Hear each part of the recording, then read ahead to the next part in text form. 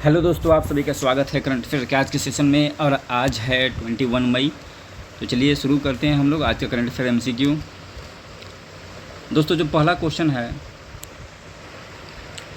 कि भारत फोर्ज ने भारत की पहली निजी क्षेत्र की समुद्री गैस टरबाइन सुविधा कहाँ स्थापित करने हेतु समझौता किया है। यानी भारत फोर्ज भारत की जो पहला निजी क्षेत्र की समुद्री गैस टरबाइन सुविधा के लिए विशाखापट्टनम में स्थापित करने के हेतु समझौता किया है।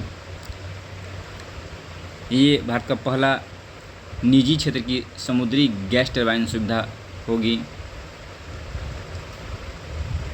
इसके बाद दोस्तों आते हैं नेक्स्ट क्वेश्चन में। Defence research and development organisation द्वारा परीक्षण की गई स्वदेशी ULPGM V3 मिसाइल किस प्रकार की मिसाइल है। यानी इसका हाल फिलहाल में DRDO के द्वारा इसका परीक्षण किया गया और ये मिसाइल है वायु से भूमि यानी एयर टू सरफेस और एयर टू एयर मिसाइल। तो इस प्रकार की ये मिसाइल है, वायु से भूमि और वायु से वायु। और इसका हाल फिलहाल में DRDO के द्वारा इसका परीक्षण किया गया है। DRDO और भारतीय कंपनी जो स्टार्टअप कंपनियां हैं भारत की, वो उन्होंने इसे मिलकर बनाया है और ये फायर एंड फॉरगेट तकनीक पे काम करती हैं। यानी एक बार अपने लक्ष्य को टाइप कर लेने के बाद ये उसे भेद ही देती हैं। DRDO की स्थापना दोस्तों 1958 में हुआ था। ये भी एक जीके का फैक्ट है। 1958 एक बार UPSC में पूछा जा चुका है कि इसका जो मोटो क्या है। तो बलस्य मूल विज्ञानम, बल का स्रोत विज्ञान है। बलस्य मूलम विज्ञानम, बल का स्रोत विज्ञान होता है, यही इसका मोटो है। नेक्स्ट है दोस्तों, गूगल और ब्लैकस्टोन ने किस कंपनी के प्रभुत्व को चुनौती देने के लिए $5 अरब का AI क्लाउड वेंचर लॉन्च किया है। तो ये गूगल और ब्लैकस्टोन जो दोनों कंपनियां हैं AI क्षेत्र से संबंधित कंपनियां, एनवीडिया को चुनौती देने के लिए $5 अरब का ये cloud venture AI cloud venture launch किया है। AI क्लाउड वेंचर लॉन्च किया है गूगल और ब्लैकस्टोन। मुख्य रूप से इसमें दोस्तों ब्लैकस्टोन और गूगल के द्वारा AI चिप्स और जो प्रोसेसिंग यूनिट होता है इसका निर्माण किया जाएगा। तो एनवीडिया भी एक AI से संबंधित कंपनी है। इसी के बचत को चुनौती पेश करने के लिए ये समझौता किया गया है। नेक्स्ट दोस्तों, हाल ही में भारत और इटली ने अपने द्विपक्षीय संबंधों को किस स्तर पर उन्नत यानी अपग्रेड करने की घोषणा की है तथा किस वर्ष को इटली भारत संस्कृति और पर्यटन वर्ष के रूप में मनाने का निर्णय लिया है। तो भारत और इटली के बीच में प्रधानमंत्री मोदी के जो यात्रा हुई है, जिसमें इटली सबसे अंतिम देश था। सबसे पहले UAE गए, इसके बाद नीदरलैंड, स्वीडन, नॉर्वे और लास्ट में इटली। तो भारत और इटली ने अपने द्विपक्षीय संबंधों को सुधारने के लिए विशेष रणनीतिक साझेदारी किया है और वर्ष 2027 को इटली भारत संस्कृति और पर्यटन वर्ष के रूप में मनाने का निर्णय लिया है। विशेष रणनीतिक साझेदारी के माध्यम से दोस्तों भारत और इटली अपने द्विपक्षीय संबंधों को बेहतर करेंगे और दोनों देश से आयुर्वेद, विज्ञान, प्रौद्योगिकी, महत्वपूर्ण क्रिटिकल मिनरल्स, इन सब क्षेत्रों में समझौते किए हैं।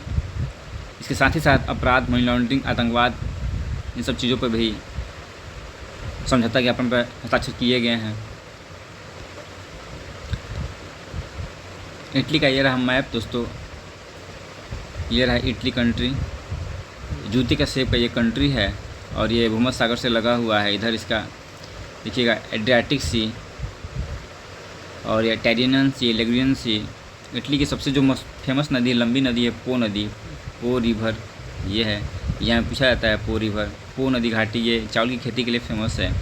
इटली मूल रूप से दोस्तों ये भूमध्य सागरीय जलवायु प्रदेश में पड़ता है, यानी मेडिटेरियन जो क्लाइमेट जोन है उसमें पड़ता है। तो यहाँ फलों की खेती अच्छी होती है। इस पूरे रीजन में फ्रांस, इटली हो गया, इन सब देशों में फलों की खेती अधिक की जाती है, जिसके कारण से यहाँ पे शराब उद्योग काफ़ी डेवलप हो चुका है।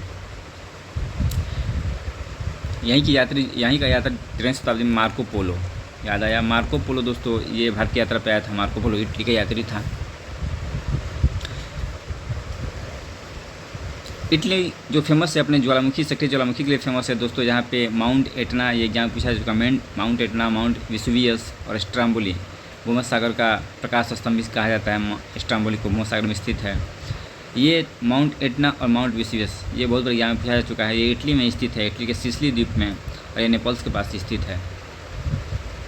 भारत और इटली विशेष रूप से IMEC इंडियन मिडिल ईस्ट यूरोपीय इकोनॉमिक कॉरिडोर पर भी काम कर रहे हैं।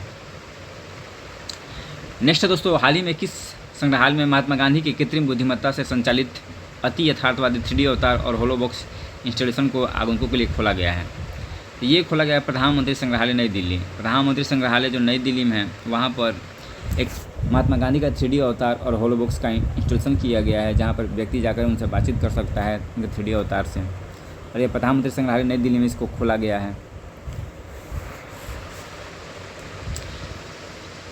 इसके पहले दोस्तों सरदार वल्लभ भाई पटेल, इस संग्रहालय में सरदार वल्लभ भाई पटेल और पूर्व राष्ट्रपति, भारत के 11वें राष्ट्रपति डॉक्टर APJ अब्दुल कलाम के सफल होलोबॉक्स भी स्थापित किए जा चुके हैं। और आने वाले समय में अटल बिहारी वाजपेयी, सरकार की योजना है कि अटल बिहारी वाजपेयी की भी इस प्रकार की इंस्टॉलेशन शुरू करने की योजना है।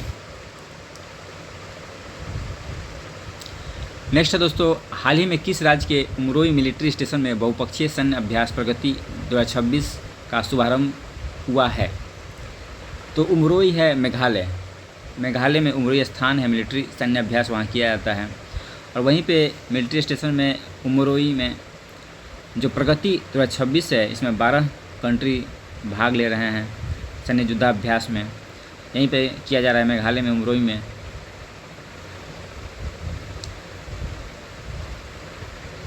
ये रहा दोस्तों मेघालय का मैप। मेघालय को बादलों का घर भी कहा जाता है, यहाँ बहुत सारे बादल मंडराते रहते हैं। और सबसे अधिक भारत में वो जो वर्षा होती है वो चेरापूंजी, मासिनराम, इन सब क्षेत्रों में होती है। हिमालय में गारो, खासी और जयंतिया ये 3 जनजातियाँ पाई जाती हैं। इन्हीं के नाम पे इन पहाड़ियों का नाम रखा गया है। तो एग्ज़ाम में कितनी बार पूछा जा चुका है पता नहीं। गारो हिल्स, खासी पहाड़ियाँ और जयंतिया पहाड़ियाँ किस स्टेट में है? मेघालय में। जो मेघालय की सबसे फेमस नदी है उमियाम रिवर, इसी रिवर पर उमियाम डैम भी है। ये रहा कुपली डैम। इसके बाद और भी नदियाँ हैं, छोटी नदियाँ हैं, डिंगकॉक नदी, ये सब ब्रह्मपुत्र में जाके मिलती हैं। कृष्ण नदी, धुनोई नदी। तो दोस्तों याद रखिएगा, उमियाम रिवर पर उमियाम लेक स्थित है। और सबसे अधिक भारत में जो वर्षा होती है मौसिनराम और चेरापूंजी, यहीं पे सबसे अधिक वर्षा होती है। मेघालय के राष्ट्रीय उद्यान पर थोड़ा देख लेते हैं दोस्तों। नोकरेक जो है मेघालय का बायोस्फीयर रिजर्व है, ये गारी पहाड़ियों में स्थित है। ये यूनेस्को के मैन एंड बायोस्फीयर नेटवर्क का हिस्सा है, नोकरेक बायोस्फीयर।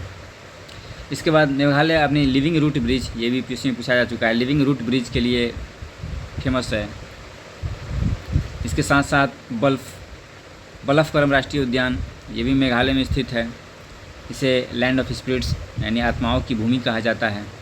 जो अन्य वन्य जीव अभयारण्य हैं वो हैं सीजू, नोंगखिलम, बाघमारा, ये पूछा जा सकता है, बाघमारा पिक्चर प्लांट अभयारण्य, और तुरा पीक वन्य जीव अभयारण्य, ये सब अन्य वन्य जीव अभयारण्य हैं। मेघालय की नदियाँ दोस्तों, उमकोट नदी, कोपली नदी मैंने बताया अभी, उमियाम रिवर। और मेघालय में रैट होल माइनिंग, कोयला को खनन करने के लिए रैट होल माइनिंग भी फेमस है मेघालय में। कभी कभी यहीं पे पानी भर जाता है और लोग इसमें फंस जाते हैं, तो ये चर्चा का विषय बन जाता है। तो रैट होल माइनिंग के लिए मेघालय फेमस है। मेघालय में यूरेनियम, कोयला, चूना पत्थर आदि जो मिनरल्स हैं वो प्राप्त होते हैं। अगला क्वेश्चन है दोस्तों, हाल ही में प्रधानमंत्री नरेंद्र मोदी को खाद्य एवं कृषि संगठन फाओ द्वारा किस प्रतिष्ठित पदक या पुरस्कार से सम्मानित किया गया है? तो इन्हें दिया गया है एग्रीकोला पदक, एग्रीकोला मेडल दिया गया है PM मोदी को। और मुख्य रूप से इटली जो फाओ का रोम में फाओ का मुख्यालय है, यहीं पर ये दिया गया है एग्रीकोला पदक। और ये फाओ के महानिदेशक क्यू डोंग्यू द्वारा दिया गया है एग्रीकोला पदक। मुख्य रूप से भारत के द्वारा जो कृषि क्षेत्र में काफ़ी उन्नति करने के लिए और एक बहुत बड़ा खाद्य सुरक्षा अभियान चलाने के लिए ये पदक दिया गया है। फाओ खाद्य एवं कृषि संगठन, इसकी स्थापना दोस्तों 1945 में इसकी स्थापना की गई थी और प्रतिवर्ष 16 अक्टूबर को विश्व खाद्य दिवस के रूप में मनाया जाता है। और फाओ का जो मुख्यालय है रोम, इटली।